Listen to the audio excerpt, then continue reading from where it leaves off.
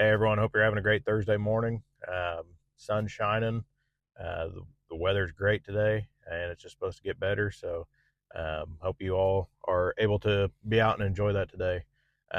Real quick before I get too far, I just want to let everybody know that this weekend is Christ Coffee and Campfire, and I'll have this posted. I've got it posted on my page, and then I'll post this at the beginning of the video too, if anyone's interested. But um, we have a great speaker this Saturday, Brandon Fraking, and I'm super excited to hear him um, give his message. Um, I've been able to witness him and how God's moved in his life and how he's changed his life, and it's pretty awesome getting to see that firsthand. And so come on out. It's early, but you have the rest of the day after that. Uh, do so, have some good fellowship, have some good breakfast and coffee, and um, you'll be up early, ready to do some other stuff after that. So I encourage you to come out if you aren't able to. This will also be on Facebook Live, so go check out Christ Coffee and Campfire on Facebook, and then the video will be posted to YouTube, and I'll share that to my page after it's posted to YouTube as well. So um, either way, try to listen in on that and hear the message this weekend. Um, Today I'm going to talk a little bit about. I'm going to be in Isaiah 40, verse 25 through 31, and this just talks about um, kind of God's qualities and how we're under His authority. That um, He doesn't forsake us. He still cares about us. Um, there's a lot of Israelites back when they were wandering the desert that were like, did God just forget about us? Like, are we out here on our own? And not just out in the desert, but all throughout history, all throughout the Bible.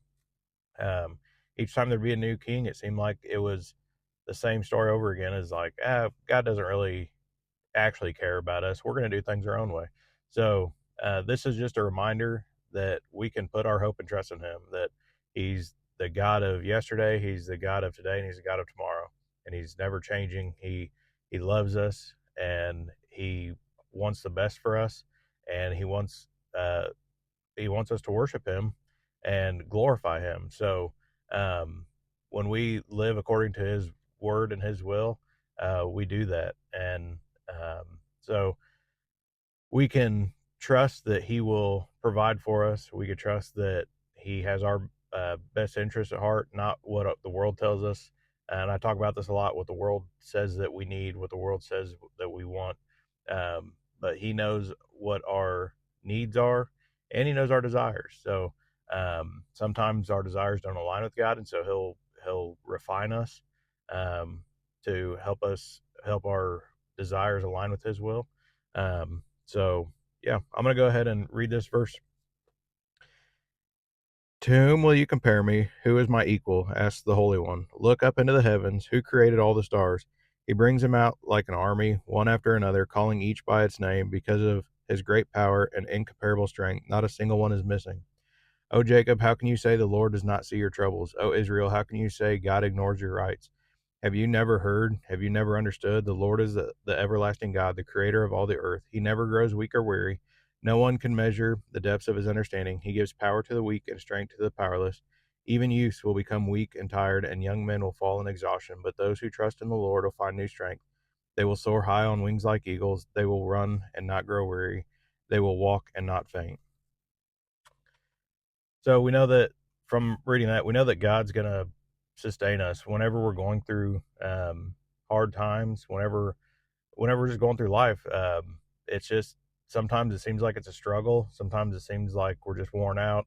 Um, we don't have to we don't have to trust on our own strength. We can ask God to sustain us, to give us that strength to get through those times, and to help us see how He's refining us through those times. And so that's just a huge encouragement. And this also reminds me a little bit of, or it does remind me of Job, when Job was asking him, who did God think he was? Like, why was this stuff happening to him? And Job was faithful to God, and he still asked these questions. And God responded by saying, "Where were you at when I created the universe? When I put the stars in the sky? Where's the snow stored at? Where were you at during this time?"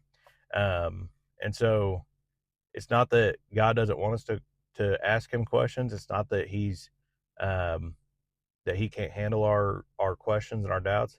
We also have to remember that God is the creator of the universe. And so whenever we think, why is God doing it this way? Um, we can ask those questions, but we also need to follow his will. Um, and if we're reading the word, um, I believe God speaks to us through scriptures. And so if we're in the word, if we're reading, if we're in prayer with him, asking him for guidance, I believe he'll give us guidance. He'll talk to us through the Bible. And so that's why it's very important to be in it.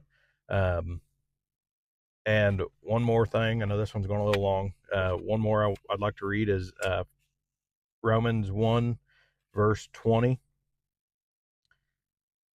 Oh, where'd he go? And it says, "For ever since the world was created, people have seen the earth and sky, though everything God made, they can clearly see his invisible qualities, his eternal power and divine nature, so they have no excuse for not knowing God."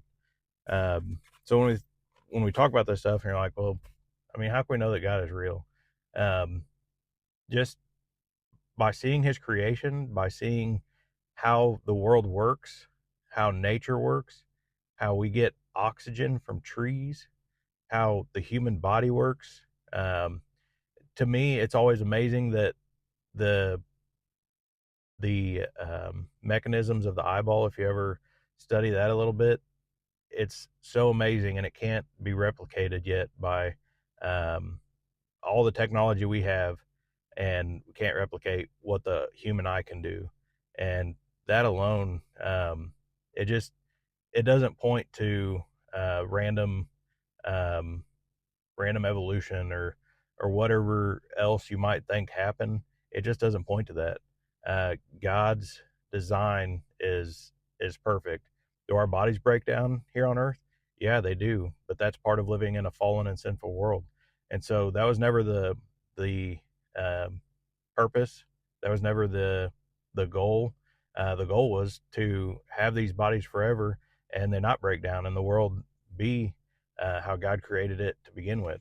But sin entered the world through Adam and Eve, and so that's where we're at now.